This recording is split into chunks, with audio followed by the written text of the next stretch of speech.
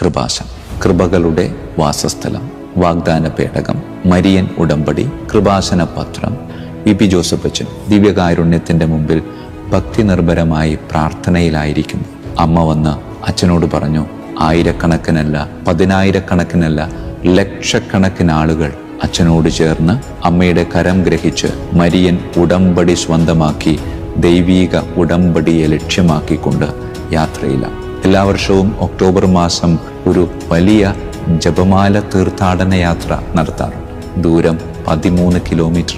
പ്രിയമുള്ളവരെ, അതിൽ പങ്കെടുക്കുന്നവരുടെ എണ്ണം എന്ന് പറയുന്നത് 3 ലക്ഷത്തിലും അധികമാണ്. അങ്ങനെയെങ്കിൽ 3 ലക്ഷം വ്യക്തികൾ 10 ജപമാല വെച്ച് ഒന്നെണ്ണി നോക്കി.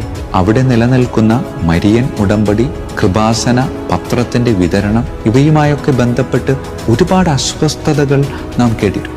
ഒരുപാട് ഒറ്റപ്പെടലിന്റെ ദുരനുഭവങ്ങളിലൂടെ ഒക്കെ കടന്നു പോയിട്ടുള്ള ഒരു മനുഷ്യനാ ഈ വി.പി. ജോസഫ് അച്ഛൻ എന്ന് പറയുന്നത്. ആരോടും പരാതിയില്ലാതെ പരിശുദ്ധ അമ്മയെ പോലെ കർത്താവെ അങ്ങയുടെ ഹിതം നിറവേറട്ടെ എന്ന് പറഞ്ഞുകൊണ്ട് അന്നും ഇന്നും പരിശുദ്ധ അമ്മയോട് ചേർന്ന് നിൽക്കുന്ന ഈ അച്ഛൻ്റെ ആ ഒരു ജീവിതം കാണുമ്പോൾ പിന്നെ എങ്ങനെയാ അച്ഛൻ്റെ മുമ്പിൽ അമ്മ പ്രത്യക്ഷപ്പെടാതിരിക്കുക? പരിശുദ്ധ അമ്മയുടെ കരം ഗ്രഹിച്ചുകൊണ്ട് ഉടമ്പടിയെടുത്ത് രക്ഷകനായ ക്രിസ്തുവിൻ്റെ വലിയ ഉടമ്പടിയിലേക്ക് നടന്നെടുക്കുവാൻ ഈ അച്ഛൻ അമ്മയുടെ മധ്യസ്ഥതയിൽ നമ്മോട് ആഹ്വാനം ചെയ്യുകയാണ്.